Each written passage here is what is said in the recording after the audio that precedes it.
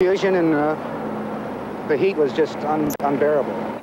A horrible situation, of course, and fire departments from all around Cerritos and the surrounding area, many cities, towns in the county as well, responded immediately and knocked down those fires extraordinarily rapidly, given the intensity of the flames and the great extent of the damage. And the fighting is still going on with those flames. This is what we know right now about that small plane involved in the crash. Police are saying there were 3 people aboard, 2 females and a male. No one survived the crash. It's still not clear. There's been a lot of confusion about this. Still not clear what type of plane it was. We know it was a single-engine plane, 3 aboard killed.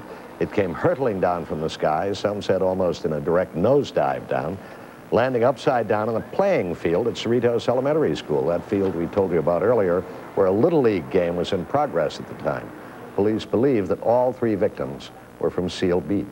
Our Dave Lopez has been at the scene in Cerritos where most of the tragedy occurred, where most of the airliner apparently dropped, and where the fires have been so intense and difficult to fight. Dave, what's going on there right now? Well, it's at the scene, 17,900 block of homes, and as you can look down, you can see what is left of the street. What they have asked us to do, we have moved from our previous location because they are bringing in equipment and more men, and they want to start digging through all that debris, all that rubble, to make certain that there are no bodies in there. And again, earlier, one official from the fire department made it very clear that they do expect to find bodies. Now, he would not say why or where he got that information, but they are now, as best they can, digging through all that debris. There have been a few neighbors, as you mentioned, we saw on tape, who have come to this neighborhood and have found their loved ones. They weren't at home. The number of homes involved, 15 homes badly damaged, 6 totally destroyed. One eyewitness did tell us that the plane, the Aeromexico, actually landed on its back, clipping a rooftop of one of the homes and then smashing into the other 6. We do have another eyewitness who was right near the small plane. His name is Richard Landreth. Richard, first of all, clarify for us, you were right there, you live right there. Was there a baseball game going on the field? No, there wasn't. It was purely empty, luckily. And at the time, I was in my backyard, and I noticed a boom, 2 sudden booms. I was under my patio, and I looked to my right, which blocked my view, so I couldn't see nothing else. When I looked to my left suddenly, I saw this single plane, small plane, coming out of the air, twirling like a whirlybird.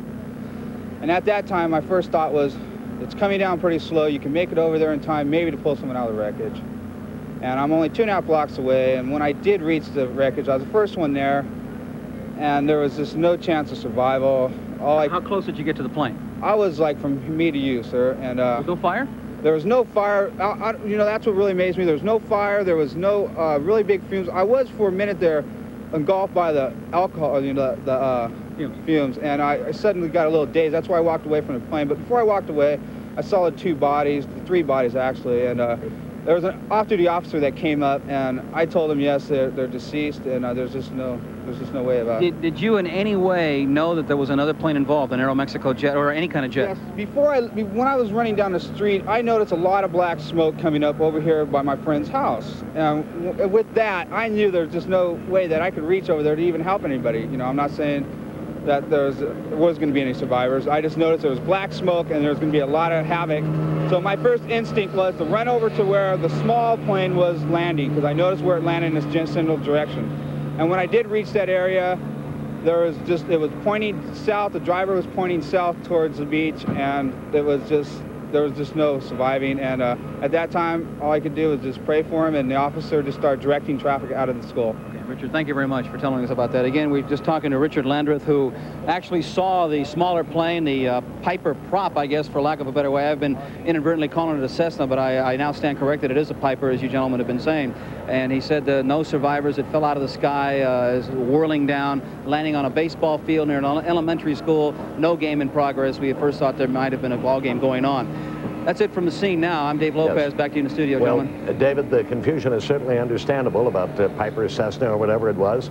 And Richard Landreth pointed out, he said there was no game in progress at the time. That's a lucky thing. Indeed. We were told by people right in the area that there had, in fact, been a Little League game going on when the small plane came in. We're glad there wasn't. I think also one of the things, Bill, I think a certain amount of shock sets in when you see something like this, and what you see and what you imagine, I guess, get crossed up at times. So much blurred, yes, so much, so often. Thank you very much, Thank you, David. Let's go now to Pat Riddle at Los Angeles International Airport. Pat? What do you have for us there? Well, Bill, I'm, like you said, live at Los Angeles International Airport, where the relatives and friends and families of the victims of the Aeromexico crash are waiting in a lounge upstairs.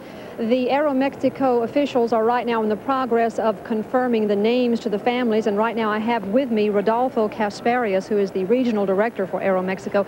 There are a lot of questions. One of these is the number that we were first reported 45 passengers and 6 crew, and now you've upped that to 51. Yeah, there are 51 passengers and 6 crew members.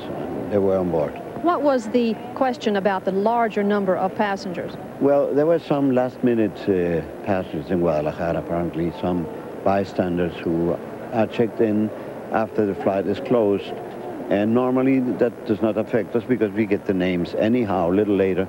But when an unfortunate accident like this happens and everybody asks immediately their names, then we have to put everything together, but that's the way it is. All right, Mr. Casparius, could you go through with us again, like you have so many times this afternoon for the press, what exactly happened, the last communications from the pilot with the tower? Well, this plane left Tijuana to Los Angeles at 11:30 today in the morning. And at 11:50, the pilot spoke to us here through our internal radio system, telling us that he was going to land on time on 12:05 and asking us what gate he was supposed to be in. And we gave him the information. And 5 minutes after that, he got lost on the radar screen. And, well, we became very, very alarmed by it. And a few minutes later, we were said that the plane had an accident. And as it looks now, there was a small plane crashed against the jet. And, of course, that made him turn over and get to the ground with all the consequences we know. Was there any communication with the pilot after he said that everything was all right and he was going to be coming in on time? Well, he doesn't communicate with us anymore, but it's very probable he was been talking to the tower or somebody else because he was on approach to the airport.